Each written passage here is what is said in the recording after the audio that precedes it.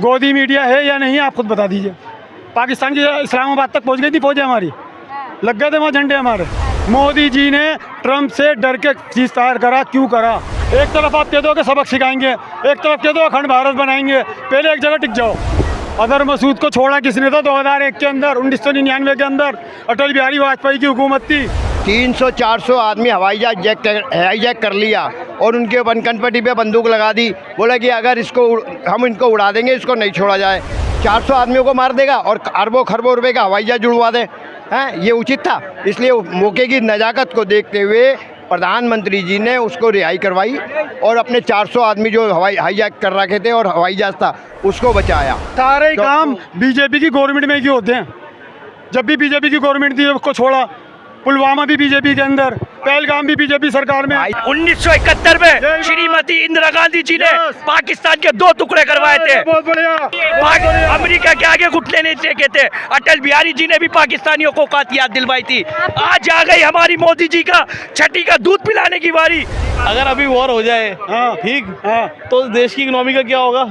ये तो वॉर करने से पहले सोचते, हमले क्यों कर रहे थे? फिर बेड़िया तो चुप हो के नहीं जी हमने बर्दाश्त कर लिया, 26 आदमी मार दिया, अच्छा पाकिस्तान अब नहीं। जवाब के बदले ये कहते अच्छा पाकिस्तान अब नहीं करना, आज जोड़ लो, आइंदा तो नहीं करोगे।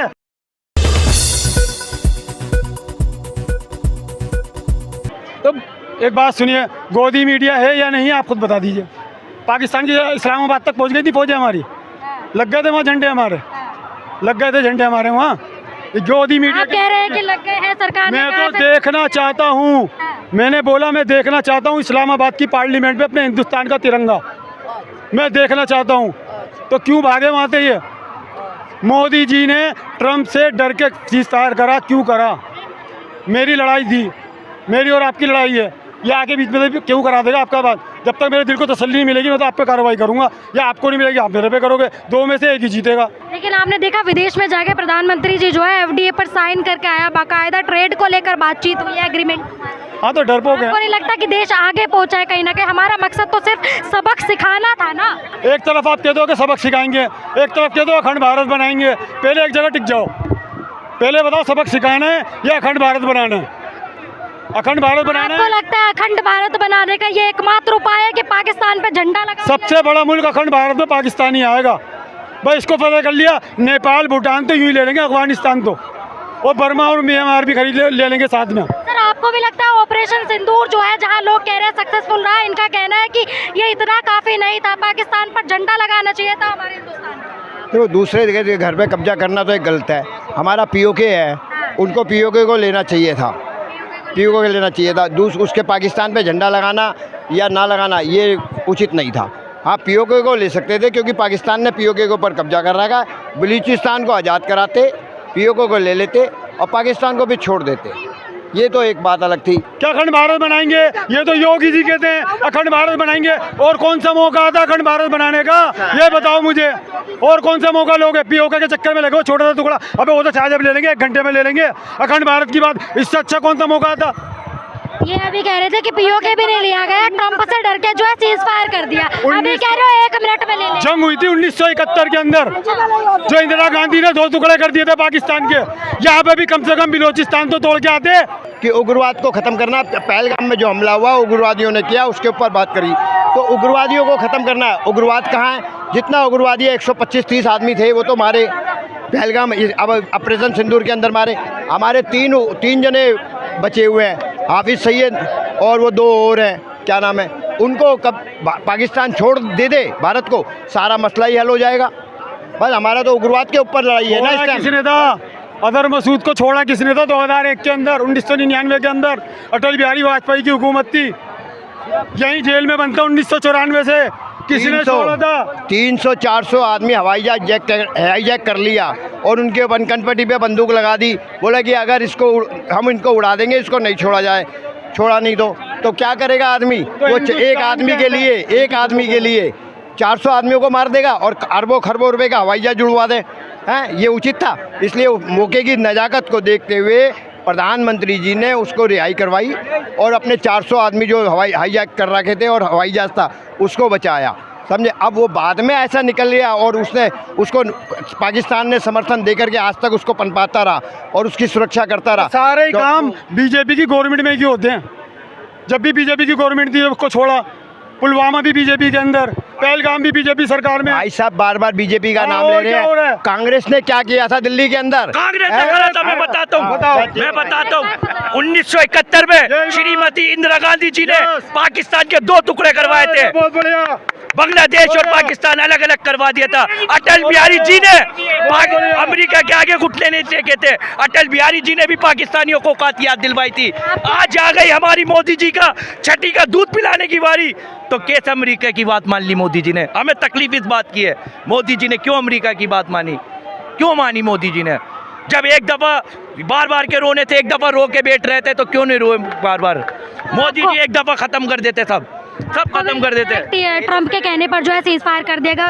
अरे मोदी जी का छठी फ्रेंड है वो। आपने अगले दिन ही सुना प्रधानमंत्री मोदी जी ने साफ साफ ये कहा कि अब आतंकवाद और पीओके पर बात होगी पाकिस्तान से। अरे पीओके तो हमारा ही है, पूरा पाकिस्तान हमारा है। हमने ही तो दी थी उनको जगह, बताओ हमने नहीं दी थी? किसने दी उनके पास जगह? तो बात हो रही है भाई साहब। तो लेंगे जगह, कैसे लेंगे? मोदी जी तो लेंगे। साहब ऑपरेशन सिंदूर का एकमात्र मकसद था कि जो हमारा पहलगाम में नरसंहार हुआ उसका बदला लिया जाए, आतंकवादी और उग्रवादी जो है उनको जो है सबक सिखाया जाए, उनको सजा दी जाए, उनको मारा जाए। अब एक तो वो किया है, सफल रहा है। अब आप बताइए आपको क्या कमी लगती है? देखो मैं कहता हूँ मोदी जी ने सिंदूर करवा के बहुत बढ़िया करा। मोदी जी ने बहुत बढ़िया करा। जब ख़त्म करना था पूरे पाकिस्तान को ख़त्म कर देते ना, अपना झंडा लहराना था। जब बार बार कभी पाकिस्तानी कुछ कर दें, कभी कुछ कर देते हैं। हम इतनी मदद करते हैं, हमारे मोदी जी कितनी मदद करते हैं मोदी जी, फिर वो हमारी मोदी जी के पीठ पे चाकू घोंपते हैं। लेकिन भारत सरकार का तो मकसद था ना, जिस तरह से हमारी नीति रही है, आप त्रेता युग सतयुग कितनी कैसे भी देखेंगे, जो भी युद्ध वगैरह होते हैं वो इस तरह से होते हैं कि जो निर्दोष लोग हैं उनको सजा, उन पे दुख ना पहुंचे। अरे वहाँ के निर्दोष लोग तो हमारे साथ है, मोदी जी के साथ है वहाँ के लोग। अच्छा। वहाँ की आवाम मोदी जी के साथ है। वो कहते हैं मोदी जी को हम अपना प्रधानमंत्री मानना चाहते हैं, तो मोदी जी ने उन पर क्यों नहीं रोका? पाकिस्तान वालों में पहले हमारा झंडा लहराया जाएगा। आप कह रहे हैं साथ में वहीं की पाकिस्तानी एक्ट्रेस है जो यहाँ पर भी बहुत ज्यादा विख्यात है, भारत में भी, जिनको बायकॉट किया गया, वो कह रही है आप वहाँ निर्दोषों को मार रहे हो हमारे। वो चोर हैं सारे एक्टरों को, जब तो मोदी जी ने उनका बैंड करा है सब कुछ। मोदी जी ने जब तो बैंड करा है, यूट्यूब मोदी जी ने बैंड कर दिया, इंस्टाग्राम इनका हिंदुस्तान में बैंड कर दिया, सारे चैनल बैंड कर दिए। हमारे मोदी जी ने इतनी पावर है, इनके चैनल भी इंटरनेशनल होता है यूट्यूब। मोदी जी में कितनी पावर है, इंटरनेशनल के यूट्यूब बंद करवा दिए उनके हिंदुस्तान में। मोदी जी की पावर से थरथरा रहा है पाकिस्तान, कि मोदी जी खुद नहीं आ जाए पाकिस्तान में जंग लड़ने। इतने डरते हैं मोदी जी से, डरपोक हैं। और अब तो बलूचिस्तान भी हमारा हो गया, वहाँ तो हमारा हो गया, वहाँ तो हाँ हो गया। हमारी न्यूज़ में दिखाया कि हमारा हो गया।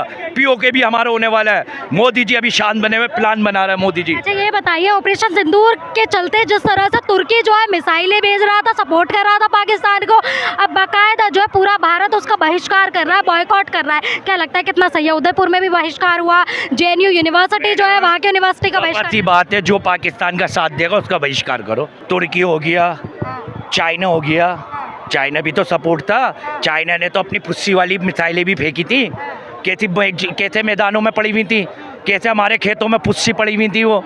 तो चाइना और तुर्की का सबका आप बहिष्कार करो, खुला करो। ये सवाल गंभीर है, ध्यान से सुनिएगा। जैसे 370 जम्मू कश्मीर के लोग जो हमारे हो गए, हमारे क्षेत्र में, हमारे मैप में, तो उसके बाद ये जो आतंकी हमला हुआ इसमें वहीं के लोग शामिल थे, उन्होंने पनाह दी थी, ठीक है। और अब हम बात करें पीओके भी अपने अंडर कर लेने की, तो कितना आतंकवादी भी साथ में आएगा कि उसको कैसे डील करना चाहिए? अरे पीओके खाली करके लेंगे ना, पूरा सारा आतंकवादियों को मार देंगे वहाँ पे, फिर कब्जा करके वापस अपने में लेंगे। वहाँ के लोगों को थोड़ी बसाएंगे, वहाँ पे अपने हिंदुस्तानियों को बसाएंगे। खाली करके देश में भी कुछ ऐसे मुट्ठी भर लोग हैं, सब नहीं कह रही हूँ, कुछ मुट्ठी भर लोग हैं, उग्र लोग हैं, जो अभी भी कहीं ना कहीं आतंकवाद का समर्थन करते हैं, पाकिस्तानी प्रेमी नजर आते हैं। ऐसी एक्टिविटीज आपने देखी भी होगी इन दिनों। देखिए ऐसा होता है हर टाइम में, जयचंद, मीर सादिक और मान सिंह जैसे लोग पैदा होते हैं, तो वो वही लोग हैं जो ये काम कर रहे हैं इस टाइम। बात पूछ रहे हैं आप, बात बोलने से कुछ नहीं होता। अच्छा ठीक है। अखंड भारत मैंने तो नहीं बोला था। अखंड भारत किसने बोला था पहले इनसे ये पूछो। अरे चाचा, मैंने तो अखंड भारत बोला ही नहीं, मैंने बात कुछ और ये पता करो, बात सुन लीजिए। अरे बावड़ू हो क्या? बहुत बड़ा बहुत बड़ा बावड़ू हूँ, तो पागलखाने चले जाओ फिर। भक्तों के लिए बहुत बड़ा बावड़ू हूँ मैं, भक्तों के लिए। या तो सीधी सी बात हो रही है, करो अगर अभी वॉर हो जाए हाँ ठीक, हाँ, तो देश की इकोनॉमी का क्या होगा? ये तो वॉर करने से पहले सोचते हमले क्यों कर रहे थे फिर?